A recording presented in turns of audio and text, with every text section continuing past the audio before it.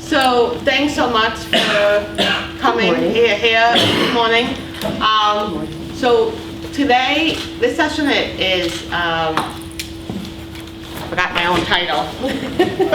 I worked hard to create a good title.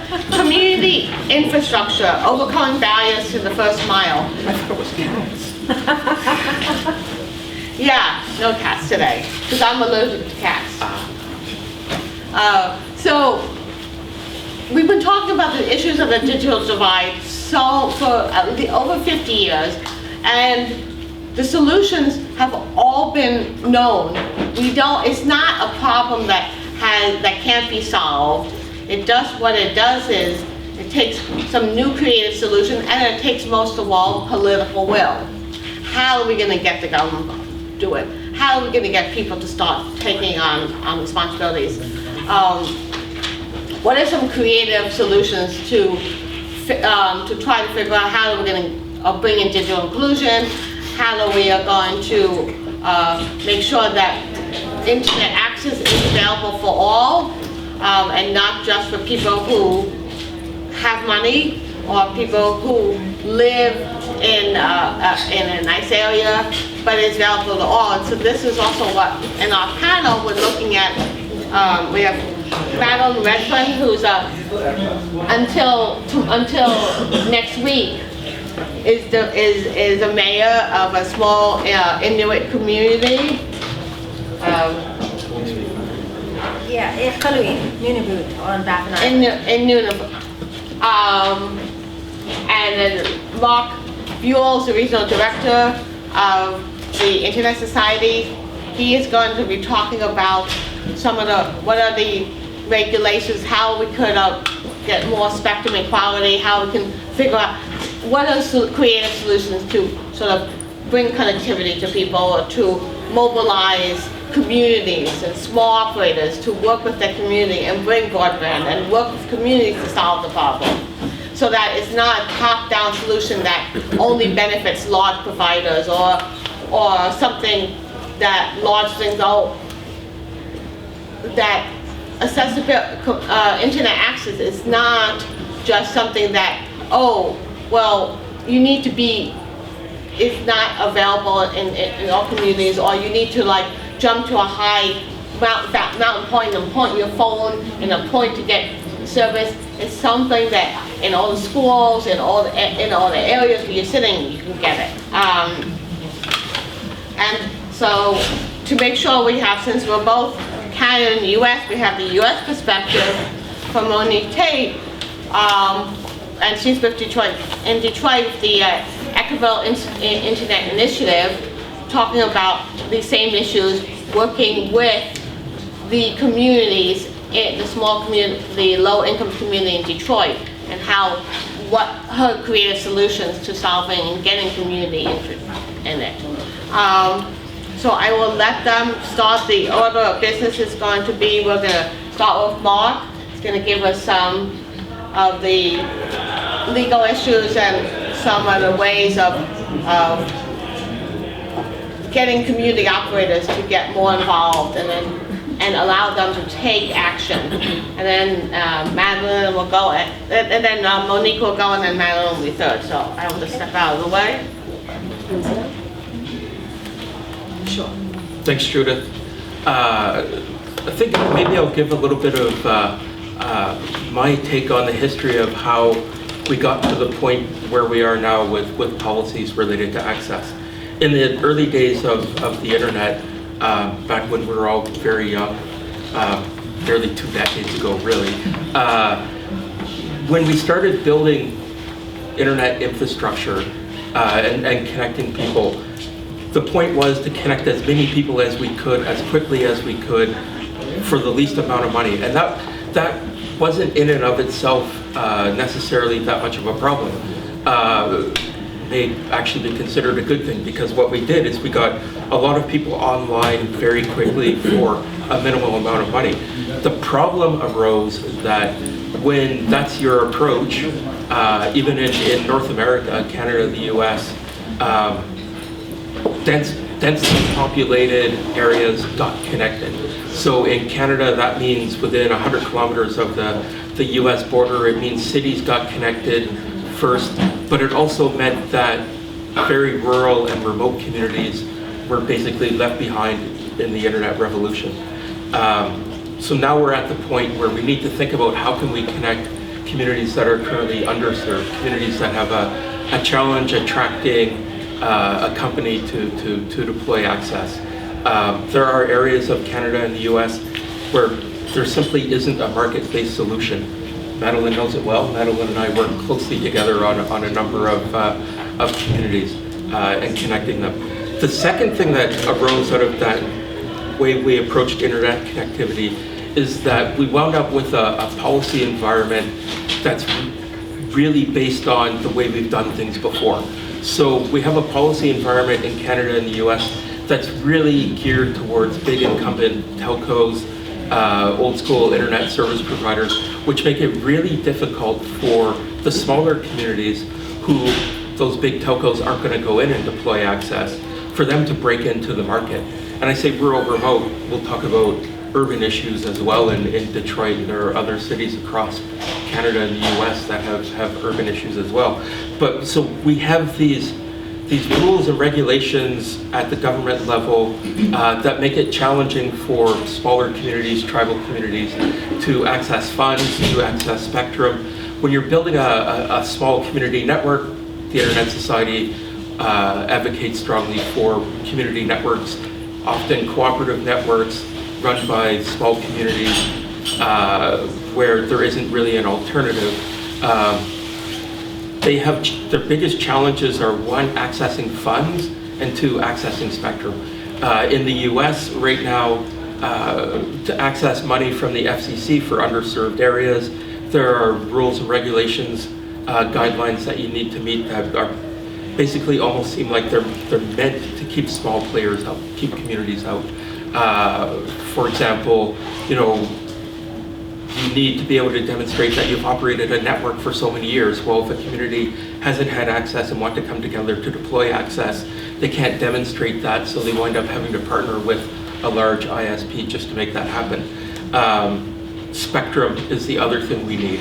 And spectrum is a limited natural resource, and it's expensive. So you have a lot of companies that are holding on to a lot of spectrum that they're simply not using. The best example of spectrum being held that could be used that I can think of is the United States Navy holds an incredible amount of spectrum. Yes. And because they hold that spectrum, it can't be used by anyone else. So if you're in rural Idaho, you can't use a band of spectrum because the Navy has rights to it. There is certainly social use spectrum. In the US, the FCC has recently approved to move forward with an auction on EBS spectrum, educational broadband service, with specific carve-outs for tribal communities beginning in January. But again, it comes with some criteria that make it difficult for tribal communities to access. Right, and then there's also the white space spectrum too. TV white space, which we're waiting on a decision in Canada on TV white space. It should be coming within a few months.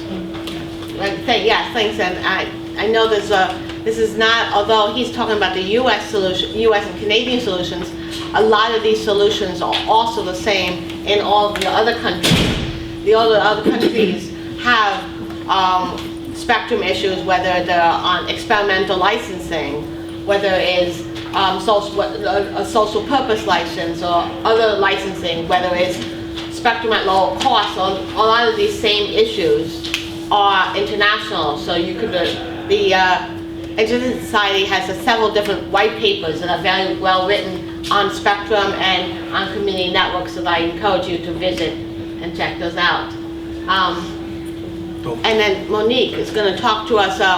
So Monique is also, people think of it's only rural and remote areas that have internet issues, but in many places in New York City and in a lot of urban areas, New York City and Detroit, a lot of the cities with a lower income, many of these do not have access at all. whereas they can, it's just not affordable. And Monique's going to talk a little about some of these forgotten communities, which can also build community networks, more like mesh networks. So I'll leave it up to Monique to. Thank you. And again, yes, I am Monique Tate. I am a digital steward, a phrase that we have coined and termed to name the individuals who do the same work that I do. I'm also the network manager for one of the anchor organizations, and it's that middle logo, the North End Woodward Community Coalition. That's the nonprofit organization that I am the network manager for. The left icon is the EII, and the Detroit Community Technology Project. They are the overarching lead to our community networks. So just to give you a little bit of a picture, number one disconnected city in the nation, United States-wise anyway. We're in a state of digital emergency in Detroit. I apologize for that 2016 middle error, but as you can see by this slide that it helps you to paint a picture to let you know where we have fallen continuously, at least for the past 3 years, and it's far more than that because it was existing prior to 2015. We know that as of 2013 and 14 data, we were still showing similar results. We won't know new results until after the 2020 census, so we regrettably will still continue to claim this position. Now, to help paint a picture of with some more shocking statistics that you can see, nearly 40% of Detroit households don't have access to internet at all, not even by mobile phone, because they're not using smartphones. 60% of low-income households don't have a broadband connection. Broadband connection by us is determined as 25 megabits of upload speed at least, at minimum. So they don't have a broadband connection. We still have people on dial-up. 30% of residents are living below the federal poverty level. And that number really is more in the range of like 37 or 38%. So it's really closer to 40% that are living in that realm. And up to 70% of school-age children in Detroit don't have any internet access. Now imagine that, school-age children, 70% of them not having that, so they're going to local places, but I'm going to show you another map in a minute. And the median household income, that may seem high in some regards, but in the United States and in an urban community such as Detroit, that is not a high number. We fall very low there. The map that I was talking about. This is a map that shows the highest percentage of homes in Detroit with no access. Now, I don't know if you can see it from the back, but there's some very little small dots that are orange. Those small dots that are orange, they indicate pockets where there is excellent internet access. But that red, that deep red, that's identifying the predominance of the population that does not have that internet access. Broadband internet access is what we're talking about in case I don't mention it going forward in the future. Now, just looking at that, the blue dots, those are our community centers. The green circles are recreation centers, and then the purple are libraries. I indicate those because that's how they can survive, by going to those places so that they can get internet access. The anchor organizations that I was talking about, there are 3 of us, and nonprofits and churches, and I'll come back to it in a minute, but one of the reasons that we exist where we are from a location perspective is because we are right smack dab in the middle of those dark red spots. When you look at cities becoming smart cities, when you look at IoT or the Internet of Things and where we're going as a society, it's difficult to think about surviving. Think about how much time all of you and us spend on the internet.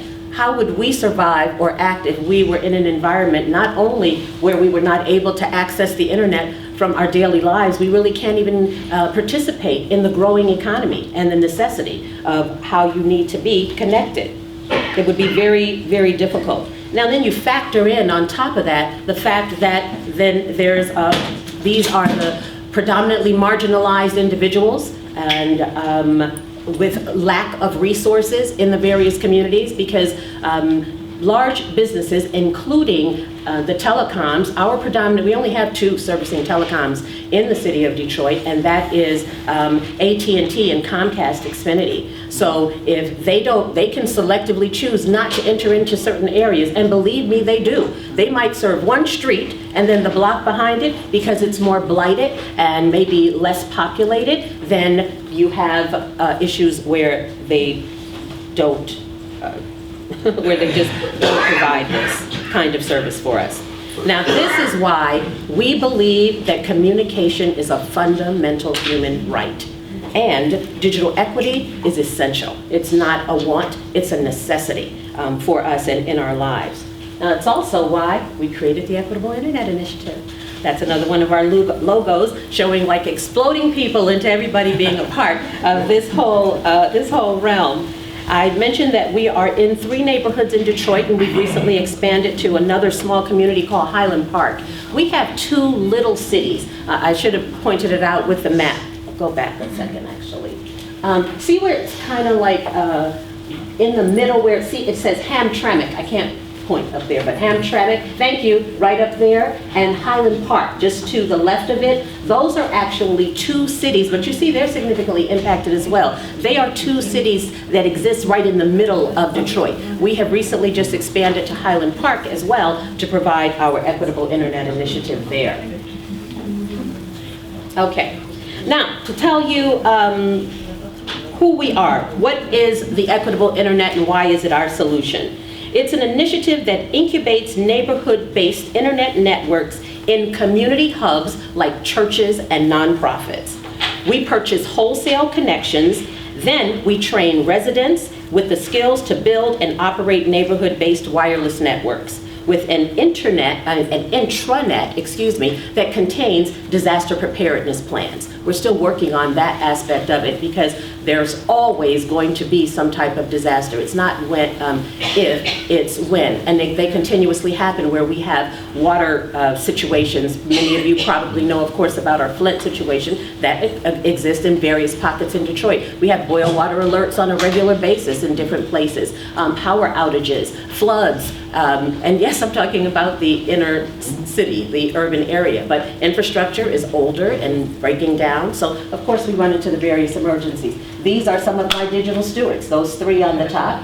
They have just that device at the top, that CPE is what we refer to it as, that little small white dish. It's customer premise equipment. They just installed it for this guy right here. And this guy is an unemployed person who is now able to use the internet, and actually his senior mom uses it more than him, and she was much more excited to, she is more excited to see it when we installed the internet there at their home.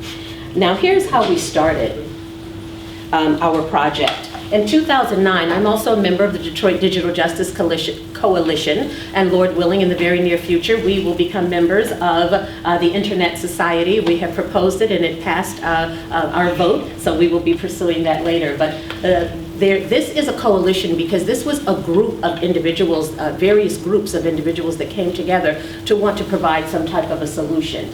And in so doing, what evolved from that was the Digital Steward Program. I'll backtrack one quick second. We also went through a tremendous recession in Detroit and tremendous foreclosures on homes, unlawful foreclosures, but I'll touch on that outside in the break if you want to know why I call it unlawful. But with that, we had a huge recession and significant displacement because the auto industry was plummeting. I am a victim of that because I was a diversity and inclusion manager for Chrysler, Daimler Chrysler, I have to say as well, because that's when my career ended with them in 2009. That's how our foreclosure crisis kind of started because so many people were laid off. In that layoff, I took a little bit of time to relax and rest. I had a severance, but then I said, okay, after 6 months, I need to get busy again. So I volunteered, and when I started volunteering, I love working with children, and I saw how deficient they were in having technical skills. I'm like, how do I know more than these kids know? And I'm not expecting that to occur. So then I started becoming more interested in tech, and that's how I joined actually in that 2011-12 time, being one of the first people to go through the Digital Stewards Program. It was framed around what they were teaching us, and we just built the framework. 5 prototype networks. My community is one of those 5 prototype networks, and one of the other guys who was on the roof, he's a network manager as well for now our new Highland Park, and he has a network in his community also. He's heavy into blockchain, so his network is booming. But anyway, then DCTP, the Detroit Community Technology Project, they were formed as a legal entity so that they could house and handle everything under the Equitable Internet Initiative. The Equitable EII program was developed in 2015. We partnered with the 3 local anchor organizations. As I said, they are all nonprofits, and 2 are housed in churches. We then hired people, I don't know if I can see what that one says. What does it say? Residents complete training. Yes, the residents came through and were trained. After the residents were trained, we hired 5 in each of the 3 anchor organizations. And in 2018, that's when we deployed connection to 150 homes when we first launched. And here we are right now in expansion and adoption for sustainability. I won't, my time is going, so I won't spend a lot of time on this, but we are not based on capitalism, we're based on principles. So this is how we prioritize those who we will serve. I wanted to get to this part because I wanted to just be able to show a couple of the pictures. And all of the rest are just pictures of our digital stewards and our team. And the reason I do that, because you see that we are regular, just folks and individuals. We are not coming from high-tech backgrounds, high-tech careers, or anything like that. However, we know and believe that we can change this aspect. These are the digital stewards, and together we are building the people's telecom, proudly practicing net neutrality. We're changing who a technologist is and how they operate. Our trainings and networks further prioritize people of color, seniors, people on public assistance, people with disabilities, women, queer, and trans communities, those traditionally neglected by the tech industries. 100% of our digital stewards are people of color. 50% are women, 30% never finished high school, and the age ranges